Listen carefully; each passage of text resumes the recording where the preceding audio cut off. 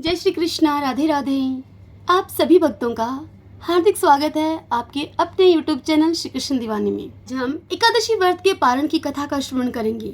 देखिए भगतजनों, वैसे तो एकादशी के व्रत के पारण में आप कितनी भी धार्मिक कथाओं का श्रवण कर सकते हैं, किंतु एकादशी व्रत के पारण में आवश्यक रूप से तुलसी माता, राजा अम्बरीश और तपसी लपसी की कहानी सुननी चाहिए। तो आइए देर न करते हुए कथा का श्रवण करते हैं। सभी बोलिए तुलसी मात की जय। कार्तिक के महीने में एक बुढ़िया माई तुलसी जी को सींचने के लिए आती। तुलसी माता को सींचती और फिर तुलसी माता से कहती कि हे तुलसी माता, सत की दाता, मैं बिरला सींचू तेरा, तू कर निस्तारा मेरा। मुझे बहू दे, पीताम्बर की धोती दे, मीठा मीठा ग्रास दे, बैकुंठ में वास दे, चटक की चाल दे, पटक की मोत दे, चंदन का काठ दे, रानी सा राज दे, दाल भात का भोजन दे, ग्यारस की मौत दे, श्री कृष्ण का कांधा दे। यह सुनकर तुलसी माता अब सूखने लगी। तब भगवान श्री कृष्ण तुलसी जी से पूछने लगे कि हे तुलसी, तुम क्यों सूख रही हो? इतनी औरतें तो आती हैं, तुम्हें नहलाती हैं, तुम्हें भोग लगाती हैं, और फिर भी तुम सूखती जा रही हो। यह सुनकर तुलसी माता कहने लगी, एक बुढ़िया माई रोज आती है और मुझसे वह पूजा करने के बाद यह बात कहती है, मैं उसे और तो सब दे दूंगी, लेकिन श्री कृष्ण का कांधा कहाँ से दूंगी? यह सुनकर भगवान कहने लगे कि जब वह बुढ़िया माई मरेगी तो मैं उसको अपने आप कांधा दे आऊँगा। तुम बुढ़िया माई से यह कह देना। जब बुढ़िया माई मर गई, समय आने पर तो सभी लोग वहाँ गांव के इकट्ठे हो गए और अब बुढ़िया माई को लेकर जाने लगे। लेकिन वह बुढ़िया माई इतनी भारी हो गई कि वह किसी से ना उठे। तब भगवान श्री कृष्ण एक 12 बरस के ब्राह्मण बालक का रूप धारण करके पीला पीताम्बर पहनकर वहां पर गए और उन लोगों से पूछने लगे कि क्या बात है भाई, यहाँ क्या हो गया है? तब लोग कहने लगे कि एक बुढ़िया माई थी जो बहुत अधिक पूजा पाठ किया करती थी। अब वह मर गई है और इतनी भारी हो गई है कि वह किसी से नहीं उठती। यह सुनकर भगवान श्री कृष्ण कहने लगे उन लोगों से कि मुझे इस बुढ़िया माई के कान में एक बात कहने दो, तो फिर यह आसानी से उठ जाएगी। यह सुनकर वह लोग कहने लगे कि हमने तो प्रयास करके देख लिया है, तुम भी अपनी कोशिश कर लो। अब भगवान श्री कृष्ण उस बुढ़िया माई के समीप गए और उसके कान में कुछ ऐसा कहने लगे। श्री कृष्ण भगवान बोले कि बुढ़िया माई, अपने मन की निकाल ले, पीताम्बर की धोती ले, मीठा मीठा ग्रास ले, बैकुंठ का वास ले, चटक की चाल ले, पटक की मौत ले, कृष्ण जी का कांधा ले। अब यह सुनते ही बुढ़िया माई हल्की हो गई। भगवान श्री कृष्ण उसको अपने कांधे पर ले गए और बुढ़िया माई को मुक्ति मिल गई। हे तुलसी माता, जैसे आपने और भगवान श्री कृष्ण ने बुढ़िया माई को मुक्ति दी, वैसे ही हम सबको भी देना। सभी बोलिए तुलसी माता की जय। आइए अब राजा अम्बरीश की कथा का श्रवण करेंगे। सभी बोलिए विष्णु भगवान की जय। ओम नमो भगवते वासुदेवाय। यह कथा श्री सुखदेव जी महाराज राजा परीक्षित को सुनाते हुए कहते हैं कि हे परीक्षित, नाभाग के पुत्र अम्बरीश थे और वे अम्बरीश बड़े ही भाग्यवान थे। पृथ्वी के 7 द्वीप, अचल संपत्ति और अतुलनीय ऐश्वर्य उनको प्राप्त था। फिर भी ये सब साधारण मनुष्यों के लिए अत्यंत ही दुर्लभ वस्तुएं हैं। फिर भी वे इन्हें स्वपन तुल्य समझते थे, क्योंकि वे जानते थे कि जिस धन वैभव के लोभ में पड़कर मनुष्य घोर नरक में जाता है, वह धन और वैभव तो केवल 4 दिन की ही चांदनी है, उसका दीपक तो बुझा बुझाया ही है। भगवान श्री कृष्ण में और उनके प्रेमी साधुओं में उनका परम प्रेम था। उस प्रेम के प्राप्त हो जाने पर तो यह सारा विश्व और इसकी समस्त संपत्तियां मिट्टी के ढेले के समान जान पड़ती हैं। हे परीक्षित, उन राजा अम्बरीश ने अपने मन को श्री कृष्ण चंद्र के चरणारविंद युगल में, अपनी वाणी को भगवान के गुणों का वर्णन करने में, अपने हाथों को श्री हरि के मंदिर का मार्जन अर्थात उस मंदिर की साफ सफाई करने में, और अपने कानों को भगवान अच्युत की मंगलमयी कथा के श्रवण में लगा रखा था। उन राजा अम्बरीश ने अपने नेत्र मुकुंद मूर्ति भगवान एवं उन भगवान के मंदिरों के दर्शन में लगा रखे थे। अंग संग भगवत भक्तों के शरीर को स्पर्श करने में, नासिका उनके चरण कमलों पर चढ़ी हुई श्रीमती तुलसी जी के दिव्य गंध में, और अपनी जीवा को भगवान के प्रति अर्पित नैवेद्य प्रसाद में संलग्न कर दिया था। राजा अम्बरीश के पैर भगवान के क्षेत्र आदि की पैदल यात्रा करने में ही लगे रहा करते और वे राजा सिर से भगवान श्री कृष्णचंद्र के चरण कमलों की वंदना किया करते। राजा अम्बरीश ने माला, चंदन आदि भोग सामग्री को भगवान की सेवा में समर्पित कर दिया था, भोगने की इच्छा से नहीं, बल्कि इसलिए कि इससे वह भगवत प्रेम प्राप्त हो, जो कि पवित्र कीर्ति भगवान के निज जनों में ही निवास करता है। इस प्रकार उन्होंने अपने सारे कर्म यज्ञ पुरुष इंद्रियातीत भगवान के प्रति उन्हें सर्वात्मा एवं सर्व स्वरूप समझकर समर्पित कर दिए थे और भगवत भगत ब्राह्मणों की आज्ञा के अनुसार वे राजा अम्बरीश इस पृथ्वी पर शासन किया करते थे। उन्होंने धानु नाम के निर्जल देश में सरस्वती नदी के प्रवाह के सामने वशिष्ठ, असित, गौतम आदि भिन्न भिन्न आचार्यों के द्वारा महान ऐश्वर्य के कारण सर्वांग परिपूर्ण तथा बड़ी बड़ी दक्षिणा वाले अनेकों अश्वमेध यज्ञ करके यज्ञ अधिपति भगवान की आराधना की थी। उनके यज्ञों में देवताओं के साथ जब सदस्य और ऋत्विज बैठ जाते थे तब उनकी पलकें नहीं पड़ती थीं और वे अपने सुंदर वस्त्र और वैसे ही रूप के कारण देवताओं के समान दिखाई पड़ते थे। राजा अम्बरीश की प्रजा महात्माओं के द्वारा गाए हुए भगवान के उत्तम चरित्रों का किसी समय बड़े ही प्रेम से श्रवण करती और किसी समय उनका गान करती। इस प्रकार उनके राज्य के मनुष्य देवताओं के अत्यंत प्यारे स्वर्ग की भी इच्छा नहीं करते थे। वे अपने हृदय में अनंत प्रेम का दान करने वाले श्रीहरि का नित्य निरंतर दर्शन किया करते रहते थे। इसीलिए उन लोगों को वह भोग सामग्री भी हासिल नहीं कर पाती थी, जो कि बड़े बड़े सिद्धों को भी दुर्लभ है। वे वस्तुएं उनके आत्मानंद के सामने अत्यंत ही तुच्छ और तिरस्कृत थीं। राजा अम्बरीश इस प्रकार तपस्या से युक्त भक्ति योग और प्रजापालन रूप स्वधर्म के द्वारा भगवान को प्रसन्न करने लगे और धीरे धीरे उन्होंने सभी प्रकार की आसक्तियों का परित्याग कर दिया था। घर, स्त्री, पुत्र, भाई बंधु, बड़े बड़े हाथी, रथ, घोड़े एवं पैदलों की चतुरंगनी सेना, अक्षय रतन, आभूषण और आयुध आदि समस्त वस्तुओं तथा कभी समाप्त न होने वाले कोशों के संबंध में उनका ऐसा दृढ़ निश्चय था कि वे सभी कोश सब के सब असत्य हैं। उनकी अनन्य प्रेममयी भक्ति से प्रसन्न होकर भगवान ने उनकी रक्षा के लिए सुदर्शन चक्र को नियुक्त कर दिया था, जो कि विरोधियों को भयभीत करने वाला एवं भगवत भक्तों की रक्षा करने वाला है।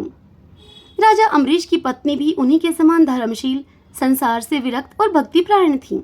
एक बार उन्होंने अपनी पत्नी के साथ भगवान श्री कृष्ण की आराधना करने के लिए 1 वर्ष तक द्वादशी प्रधान एकादशी व्रत करने का नियम ग्रहण किया। व्रत की समाप्ति होने पर कार्तिक के महीने में उन्होंने 3 रात का उपवास किया और एक दिन यमुना जी में स्नान करके मधुवन में भगवान श्री कृष्ण की पूजा की। उन्होंने महाअभिषेक की विधि से सभी प्रकार की सामग्री और संपत्ति के द्वारा भगवान श्री कृष्ण का अभिषेक किया और हृदय से तन्मय होकर वस्त्र, आभूषण, चंदन, माला एवं अर्घ्य आदि के द्वारा उनकी पूजा की। यद्यपि महाभाग्यवान ब्राह्मणों को इस पूजा की कोई आवश्यकता नहीं थी, स्वयं ही उनकी सारी कामनाएं पूर्ण हो चुकी थीं। वे अम्बरीश सिद्ध थे, फिर भी राजा अम्बरीश ने भक्तिभाव से उन प्रभु का पूजन किया। तत्पश्चात पहले ब्राह्मणों को स्वादिष्ट एवं अत्यंत गुणकारी भोजन कराकर उन सभी लोगों के घर 60 करोड़ गौएं सुसज्जित करके भेज दी। उन गौओं के सींग सोने से और उन गायों की खुर चांदी से मंडे हुए थे। सुंदर सुंदर वस्त्र उन्हें ओढ़ा दिए गए थे। वे गायें बड़ी ही सुशील, छोटी अवस्था की, देखने में सुंदर, बछड़े वाली और खूब दूध देने वाली थीं। उनके साथ धोने की उपयुक्त सामग्री भी उन राजा अम्बरीश ने उन ब्राह्मणों के घर भिजवा दी थी। जब ब्राह्मणों को सब कुछ मिल चुका था, तब राजा ने उन लोगों से आज्ञा लेकर अपने एकादशी व्रत का पारण करने की तैयारी की। उसी समय श्राप और वरदान देने में समर्थ स्वयं दुर्वासा मुनि भी वहां पर उनके अतिथि के रूप में पधारे।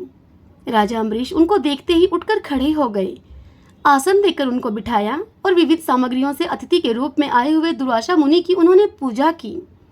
उनके चरणों में प्रणाम करके अम्बरीश ने भोजन के लिए उनसे प्रार्थना की। दुर्वासा जी ने अम्बरीश की प्रार्थना को स्वीकार कर लिया और इसके बाद आवश्यक कर्मों से निवृत्त होने के लिए अब वे दुर्वासा मुनि नदी तट पर चले गए। वे दुर्वासा मुनि ब्रह्मा का ध्यान करते हुए यमुना के पवित्र जल में स्नान करने लगे। इधर द्वादशी केवल घड़ी भर की ही शेष रह गई थी। धर्मज्ञ राजा अम्बरीश ने धर्म संकट में पड़कर ब्राह्मणों के साथ परामर्श किया। उन राजा ने कहा कि ब्राह्मण देवताओं, ब्राह्मणों को बिना भोजन कराए स्वयं खा लेना और द्वादशी के रहते हुए पारण नहीं करना, दोनों ही दोष हैं। इसीलिए इस समय जैसा करने से मेरी भलाई हो और मुझे पाप न लगे, मुझे ऐसा काम करना चाहिए। ब्राह्मणों से इतना कहकर और इसी विषय में ब्राह्मणों के साथ विचार करके उन राजा अम्बरीश ने ब्राह्मणों से फिर से कहा कि हे ब्राह्मणों, श्रुतियों में ऐसा कहा गया है कि जल पी लेना भोजन करना भी है और नहीं करना भी है। इसीलिए इस समय केवल जल से पारण किए लेता हूँ मैं अपने एकादशी व्रत का। ऐसा निश्चय करके मन ही मन भगवान का चिंतन करते हुए राजऋषि अम्बरीश ने जल पी लिया। और इसके बाद हे परीक्षित, वे केवल दुर्वासा जी के आने की बाट देखने लगे। दुर्वासा जी आवश्यक कर्मों से निवृत्त होकर अब यमुना तट से लौट आए। जब राजा ने आगे बढ़कर उनका अभिनंदन किया, तब उन्होंने अनुमान से ही, दुर्वासा मुनि ने अनुमान लगा लिया कि राजा ने पारण कर लिया है। उस समय दुर्वासा जी बड़े ही भूखे थे। इसीलिए यह जानकर कि राजा अम्बरीश ने अपने व्रत का पारण कर लिया है, वे दुर्वासा मुनि अब क्रोध से थरथर कांपने लगे। उनकी भौहों के चढ़ जाने से अब उन दुर्वासा मुनि का मुख विकट हो गया और उन्होंने हाथ जोड़कर खड़े हुए राजा अम्बरीश से उस राजा अम्बरीश को डांटते हुए कहा कि अहो, देखो तो सही, यह राजा कितना क्रूर है। यह धन के मद में मतवाला हो रहा है।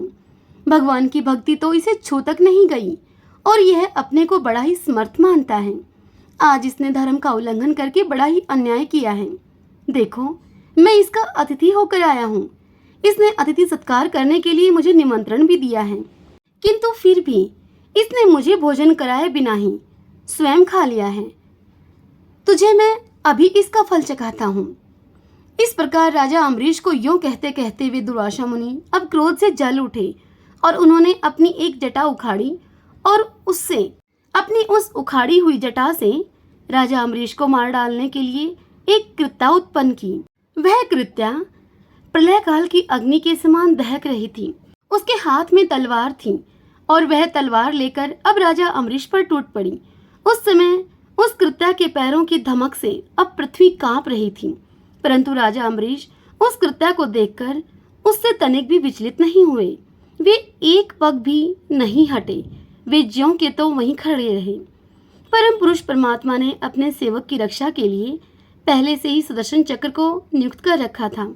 जैसे आग क्रोध से घुराते हुए सांप को भस्म कर देती है, ठीक वैसे ही चक्र ने दुर्वासा जी की कृत्या को जलाकर राख का ढेर कर दिया। जब दुर्वासा जी ने देखा कि मेरी बनाई हुई कृत्या तो जल रही है और चक्र मेरी ओर ही आ रहा है, तब वे भयभीत होकर अपने प्राणों को बचाने के लिए जी छोड़कर एकाएक वहां से भाग निकले। जैसे ऊंची नीची लपटों वाला दावानल सांप के पीछे दौड़ता है, ठीक वैसे ही भगवान विष्णु का वह चक्र उनके पीछे पीछे दौड़ने लगा। जब दुर्वासा जी ने देखा कि चक्र तो मेरे पीछे लग गया है, तब सुमेरु पर्वत की गुफा में प्रवेश करने के लिए अब दुर्वासा मुनि उसी पर्वत की ओर दौड़ पड़े। दुर्वासा जी दिशा, आकाश, पृथ्वी, अतल वितल आदि नीचे के लोक, समुद्र, लोकपाल और उनके द्वारा सुरक्षित लोक एवं स्वर्गलोक में भी गए, परंतु जहां जहां पर भी वे गए वहीं वहीं उन्होंने असह्य तेज वाले सुदर्शन चक्र को अपने पीछे लगा ही देखा। जब उन्हें कहीं भी कोई रक्षक न मिला, तब तो वे और भी अधिक डर गए। अपने लिए त्राण ढूंढते हुए वे देव शिरोमणि ब्रह्मा जी के पास गए और वहां जाकर दुर्वासा मुनि ब्रह्मा जी से बोले, हे ब्रह्मा जी, आप तो स्वयंभू हैं, भगवान के इस तेजोमय चक्र से आप मेरी रक्षा कीजिए। यह सुनकर ब्रह्मा जी दुर्वासा मुनि को बोले, हे दुर्वासा जी, जब मेरी 2 प्रार्थ की आयु समाप्त होगी और काल स्वरूप भगवान अपनी यह सृष्टि लीला समेटने लगेंगे और इस जगत को जलाना चाहेंगे, उस समय उनके भूभ्रंग मात्र से यह सारा संसार और मेरा यह सारा लोक भी लीन हो जाएगा। मैं ब्रह्मा, शंकर जी, दक्ष, भृगु आदि, प्रजापति, भूतेश्वर, देवेश्वर आदि सभी जिनके बनाए हुए नियमों में बंधे हैं तथा जिनकी आज्ञा सिरोधार्य करके हम लोग संसार का हित करते हैं, उनके भक्त के द्रोही को बचाने के लिए हम समर्थ नहीं हैं। जब ब्रह्मा जी ने इस प्रकार से दुर्वासा जी को निराश कर दिया, तब भगवान के उस चक्र से संतप्त होकर वे दुर्वासा मुनि कैलाशवासी भगवान शंकर की शरण में गए और सारा वृतांत भगवान शंकर से कहा। तब महादेव जी कहने लगे कि हे दुर्वासा जी, जिन अनंत परमेश्वर में ब्रह्मा जैसे जीव और उनके उपाधिभूत कोश, इस ब्रह्मांड के समान ही अनेकों ब्रह्मांड समय पर पैदा होते हैं और समय आने पर फिर उनका पता भी नहीं चलता, जिनमें हमारे जैसे हजारों चक्कर काटते रहते हैं, उन प्रभु के संबंध में हम कुछ भी करने की सामर्थ्य नहीं रखते हैं। मैं, सनत कुमार, नारद, भगवान ब्रह्मा, कपिल देव, अपांतरतम, देवल, धर्म, आसुरी तथा मारीची आदि दूसरे सर्वज्ञ सिद्धेश्वर, ये हम सब भी भगवान की माया को नहीं जान सकते हैं, क्योंकि हम उसी माया के घेरे में हैं। यह चक्र उन विश्वेश्वर का शस्त्र है। हम लोगों के लिए यह चक्र असहाय है। तुम उन्हीं की शरण में जाओ, वे भगवान ही तुम्हारा मंगल करेंगे। वहां से भी निराश होकर अब दुर्वासा मुनि भगवान के परम धाम यानी कि बैकुंठ में गए। लक्ष्मीपति भगवान लक्ष्मी के साथ वहीं पर निवास करते हैं। दुर्वासा जी भगवान के उस चक्र की आग से अब जल रहे थे और कांपते हुए भगवान के चरणों में जा गिरे और उन्होंने कहा, हे अच्युत, हे अनंत, आप संतों के एकमात्र वांछनीय हैं। हे प्रभु, हे विश्व के जीवनदाता, मैं अपराधी हूँ, आप मेरी रक्षा कीजिए। आपका परम प्रभाव न जानने के कारण ही मैंने आपके प्यारे भक्त का अपराध किया है। हे प्रभु, आप मुझे उससे बचाइए। आपके नाम का तो उच्चारण करने मात्र से ही नारकीय जीव मुक्त हो जाया करते हैं। यह सुनकर भगवान ने कहा, हे दुर्वासा जी, मैं तो सर्वथा भक्तों के अधीन हूँ, मुझ में तनिक भी स्वतंत्रता नहीं है। मेरे सीधे साधे सरल भक्तों ने मेरे हृदय को अपने हाथ में कर रखा है। भगतजन मुझसे प्यार करते हैं और मैं उनसे। हे ब्राह्मण, अपने भक्तों का एकमात्र आश्रय मैं ही हूँ, इसीलिए अपने साधु स्वभाव भक्तों को छोड़कर मैं न तो अपने आप को चाहता हूँ और न ही अपनी अर्धांगिनी विनाश रहित लक्ष्मी जी को चाहता हूँ। जो भक्त स्त्री, पुत्र, ग्रह, गुरुजन, प्राण, धन, इहलोक और परलोक, जो मेरा भक्त सभी कुछ छोड़कर केवल मेरी शरण में आ गए हैं, उनको छोड़ने का संकल्प भी मैं भला कैसे कर सकता हूँ। जैसे सती स्त्री अपने पतिव्रते से सदाचारी पति को वश में कर लेती है, ठीक वैसे ही मेरे साथ अपने हृदय को प्रेम बंधन में बांधे रखने के लिए समदर्शी साधु भक्ति के द्वारा मुझे अपने वश में कर लेते हैं। मेरे अनन्य प्रेमी भक्त सेवा से ही अपने को परिपूर्ण और कृत्य मानते हैं। मेरी सेवा के फलस्वरूप जब उन्हें सालोक के सारूप्य आदि मुक्तियां प्राप्त होती हैं, तब वे उन मुक्तियों को भी स्वीकार नहीं करना चाहते। फिर समय के फेर से नष्ट हो जाने वाली उन वस्तुओं की तो बात ही क्या है। हे दुर्वासा जी, मैं आपसे और क्या कहूँ अब। मेरे प्रेमी भगत तो मेरे हृदय हैं और उन प्रेमी भक्तों का हृदय स्वयं मैं हूँ। वे मेरे अतिरिक्त और कुछ नहीं जानते तथा मैं उनके अतिरिक्त और कुछ भी नहीं जानता। हे दुर्वासा जी, सुनिए, मैं आपको एक उपाय बताता हूँ जिसका अनिष्ट करने से आपको इस विपत्ति में पड़ना पड़ा है। आप उसी के पास जाइए। निरपराध साधुओं के अनिष्ट की चेष्टा से अनिष्ट करने वाले का ही अमंगल होता है। इसमें संदेह नहीं कि ब्राह्मणों के लिए तपस्या और विद्या परम कल्याण का साधन है, किंतु फिर भी यदि ब्राह्मण उद्दंड और अन्यायी हो जाए तो वे ही दोनों उल्टा फल देने लगते हैं। दुर्वासा जी, आपका कल्याण हो। आप नाभाग नंदन परम भाग्यशाली राजा अम्बरीश के पास जाइए और जाकर उनसे क्षमा मांगिए, तब आपको शांति मिलेगी। श्री कृष्ण गोविंद हरि मुरारी, हे नाथ नारायण वासुदेवा। शुकदेव जी राजा परीक्षित को इतनी बात सुनाते हुए आगे कहते हैं कि हे परीक्षित, जब भगवान ने इस प्रकार आज्ञा दी दुर्वासा मुनि को, तब सुदर्शन चक्र की ज्वाला से जलते हुए दुर्वासा मुनि लौटकर अब राजा अम्बरीश के पास आए और उन्होंने अत्यंत ही दुखी होकर राजा के पैर पकड़ लिए। दुर्वासा जी की यह चेष्टा देखकर और उनके चरण पकड़ने से लज्जित होकर राजा अम्बरीश भगवान के चक्र की अब स्तुति करने लगे। उस समय राजा अम्बरीश का हृदय दयावश अत्यंत ही पीड़ित हो रहा था। राजा अम्बरीश सुदर्शन चक्र की स्तुति करते हुए कहने लगे कि हे प्रभु सुदर्शन, आप अग्नि स्वरूप हैं, आप ही परम समर्थ सूर्य हैं। समस्त नक्षत्र मंडल के अधिपति चंद्रमा भी आपके स्वरूप हैं। जल, पृथ्वी, आकाश, वायु, पंच तन मात्रा और संपूर्ण इंद्रियों के रूप में ही, उन इंद्रियों के रूप में भी आप ही तो हैं। भगवान के प्यारे हजार दांत वाले चक्रदेव, मैं आपको नमस्कार करता हूँ। समस्त अस्त्र शस्त्रों को नष्ट कर देने वाले एवं पृथ्वी के हे रक्षक, आप इन ब्राह्मण की रक्षा कीजिए। आप ही धर्म हैं, मधुर एवं सत्यवाणी हैं। आप ही समस्त युगों के अधिपति और स्वयं यज्ञ भी हैं।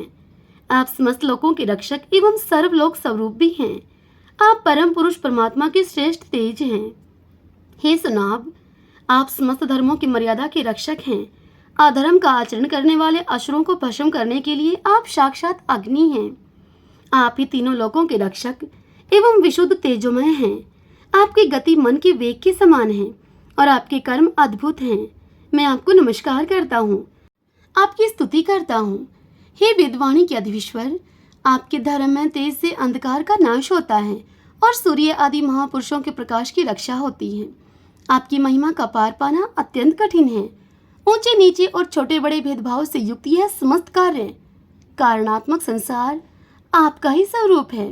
हे सुदर्शन चक्र, आप पर कोई विजय नहीं प्राप्त कर सकता। जिस समय निरंजन भगवान आपको चलाते हैं और आप दैत्य एवं दानवों की सेना में प्रवेश करते हैं, उस समय युद्ध भूमि में उनकी भुजा, उदर, जंगा, चरण और गर्दन आदि निरंतर काटते हुए आप अत्यंत ही शोभायमान होते हैं। हे विश्व के रक्षक, आप रणभूमि में सबका प्रहार सह लेते हैं। आपका कोई कुछ नहीं बिगाड़ सकता। गदाधारी भगवान ने दुष्टों के नाश के लिए ही आपको नियुक्त किया है। आप कृपा करके हमारे कुल के भाग्योदय के लिए दुर्वासा जी का कल्याण कीजिए। हमारे ऊपर यह आपका महान अनुग्रह होगा। यदि मैंने कुछ भी दान किया हो, यज्ञ किया हो अथवा अपने धर्म का पालन किया हो, यदि हमारे वंश के लोग ब्राह्मणों को ही अपना आराध्य देव समझते रहे हों, तो दुर्वासा मुनि की यह जलन मिट जाए। भगवान समस्त गुणों के एकमात्र आश्रय हैं। यदि मैंने समस्त प्राणियों की आत्मा के रूप में उनको देखा हो और वे मुझ पर प्रसन्न हो, तो दुर्वासा जी के हृदय की यह सारी जलन मिट जाए। शुकदेव जी इतनी बात बताकर राजा परीक्षित से आगे कहते हैं कि हे परीक्षित, जब राजा अम्बरीश ने दुर्वासा जी को सभी ओर से जलाने वाले भगवान के सुदर्शन चक्र की इस प्रकार से स्तुति की, तब उनकी प्रार्थना से वह चक्र शांत हो गया। जब दुर्वासा चक्र की आग से मुक्त हो गए और उनका चित्त स्वस्थ हो गया, तब वे राजा अम्बरीश को अनेकों अनेक उत्तम आशीर्वाद देते हुए राजा अम्बरीश की प्रशंसा करने लगे। प्रशंसा करते हुए दुर्वासा मुनि राजा अम्बरीश से कहने लगे कि धन्य हैं, आज मैंने भगवान के प्रेमी भक्तों का महत्व देख लिया। हे राजन, मैंने आपका अपराध किया है, फिर भी आप मेरे लिए मंगल कामना ही कर रहे हैं। जिन भक्तों ने भक्त वत्सल भगवान श्री हरि के चरण कमलों को दृढ़ प्रेम भाव से पकड़ लिया है, उन साधु पुरुषों के लिए कौन सा कार्य कठिन है। जिनका हृदय उदार है, वे महात्मा भला किस वस्तु का परित्याग नहीं कर सकते हैं। जिनके मंगलमय नामों के श्रवण मात्र से जीव निर्मल हो जाता है, उन्हीं तीर्थपाद भगवान के चरण कमलों के जो दास हैं, उनके लिए कौन सा कर्तव्य शेष रह जाता है। हे महाराज अम्बरीश, आपका हृदय करुणा भाव से परिपूर्ण है। आपने मेरे ऊपर महान अनुग्रह किया है। आहो, आपने मेरे अपराध को भुलाकर मेरे प्राणों की रक्षा की है। श्री सुखदेव जी राजा परीक्षित को यह कथा सुनाते हुए आगे कहते हैं कि हे परीक्षित, जब से दुर्वासा मुनि वहां से भागे थे, तभी से और अब तक राजा अम्बरीश ने भोजन नहीं किया था। वे उनके लौटने की इंतजार कर रहे थे। अब उन्होंने दुर्वासा जी के चरण पकड़ लिए और उन्हें प्रसन्न करके विधि पूर्वक अब उनको भोजन करवाया। राजा अम्बरीश बड़े ही आदर से अतिथि के योग्य सब प्रकार की भोजन सामग्री को ले आए। दुर्वासा जी भोजन करके अब तृप्त हो गए थे। अब उन्होंने आदर से कहा राजा अम्बरीश से कि हे राजन, अब आप भी भोजन कीजिए। हे अम्बरीश, आप भगवान के परम प्रेमी भगत हैं। आपके दर्शन, स्पर्श, बातचीत और मन को भगवान की ओर प्रवृत्त करने वाले इस आतिथ्य से मैं अत्यंत ही प्रसन्न और अनुग्रहित हुआ हूँ। स्वर्ग की देवांगनाएं बार बार आपके इस उज्जवल चरित्र का गान करेंगी। यह पृथ्वी भी आपकी परम पुण्यमयी कीर्ति का संकीर्तन करती रहेगी। दुर्वासा जी ने बहुत ही संतुष्ट होकर राजा अम्बरीश के समस्त गुणों की प्रशंसा की और उसके बाद उन राजा से अनुमति लेकर आकाश मार्ग से उस ब्रह्मलोक की यात्रा की, जो कि केवल निष्काम कर्म से ही प्राप्त होती है। हे परीक्षित, जब सुदर्शन चक्र से भयभीत होकर दुर्वासा जी भागे थे, तभी से लेकर उनके लौटने तक 1 वर्ष का समय बीत गया था। इतने दिनों तक राजा अम्बरीश उनके दर्शन की आकांक्षा अपने मन में लेकर जल पीकर ही रह रहे थे। जब दुर्वासा जी चले गए वहां से राजा अम्बरीश से आज्ञा लेकर, तब दुर्वासा मुनि के भोजन से बचे हुए अत्यंत ही पवित्र अन्न का राजा अम्बरीश ने भोजन किया। अपने कारण दुर्वासा जी का दुख में पड़ना और फिर अपनी ही प्रार्थना से उनका दुख से छूटना, इन दोनों बातों को उन्होंने अपने द्वारा होने पर भी भगवान की ही महिमा समझा। हे परीक्षित, राजा अम्बरीश में इस प्रकार के अनेकों गुण थे। अपने समस्त कर्मों के द्वारा वे परब्रह्मा परमात्मा श्री भगवान में भक्तिभाव की अभिवृद्धि किया करते रहते थे। उस भक्ति के प्रभाव से उन्होंने ब्रह्मालोक तक के समस्त भोगों को नरक के समान ही समझा। तदंतर राजा अम्बरीश ने अपने ही समान भक्त पुत्रों पर अपने राज्य का भार छोड़ दिया और स्वयं वे वन में चले गए। वहां वे बड़ी ही धीरता के साथ आत्म स्वरूप भगवान में अपना मन लगाकर उनके गुणों के प्रवाह रूप संसार से मुक्त हो गए। हे परीक्षित, महाराज अम्बरीश का यह परम पवित्र आख्यान है। जो भी मनुष्य इसका संकीर्तन और स्मरण करता है, इस आख्यान को पढ़ता अथवा सुनता है, वह भगवान का भक्त हो जाता है। श्रीमन नारायण नारायण हरि हरि, भजमन नारायण नारायण हरि हरि। आइए अब हम तपसी लपसी की कहानी सुनकर इस कथा को विराम देते हैं। एक लपसी था, एक तपसी था। तपसी तो भगवान की तपस्या करता था और लपसी 1.25 सेर की लापसी बनाकर उसका भगवान को भोग लगाकर जीम लेता। एक दिन दोनों आपस में लड़ने लगे। तपसी बोला मैं बड़ा, लपसी बोला मैं बड़ा। इतने में ही नारद मुनि वहां पर आ गए और उनसे बोले कि तुम क्यों लड़ रहे हो। तब तपसी ने कहा कि मैं बड़ा हूँ। लपसी बोला मैं बड़ा हूँ। फिर तपसी कहने लगा कि बड़ा मैं हूँ, क्योंकि मैं भगवान की सारे दिन पूजा करता हूँ। यह सुनकर नारद जी कहने लगे कि मैं तुम्हारा फैसला कल सुबह कर दूंगा। अब दूसरे दिन लपसी तपसी नहा धोकर बैठे।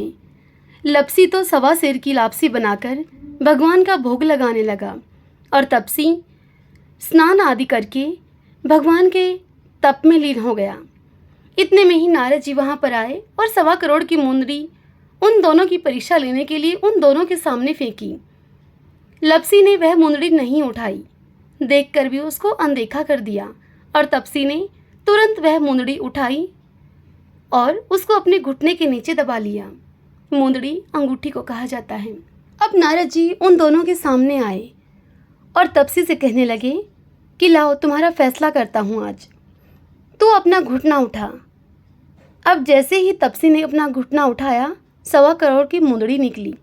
तब नारद जी उससे कहने लगे कि तूने तो यह अंगूठी चुराई है, इसलिए तुझे तेरी तपस्या का फल नहीं मिलेगा। यह सुनकर तपसी बोला, हे नारद मुनि, मेरी तपस्या का दोष यह कैसे दूर होगा अब।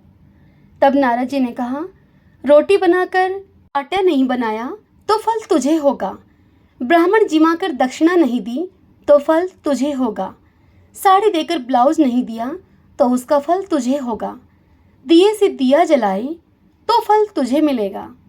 सभी व्रत त्योहार की कहानी सुनने के बाद अगर तेरी कहानी नहीं सुनी तो फल तुझे होगा।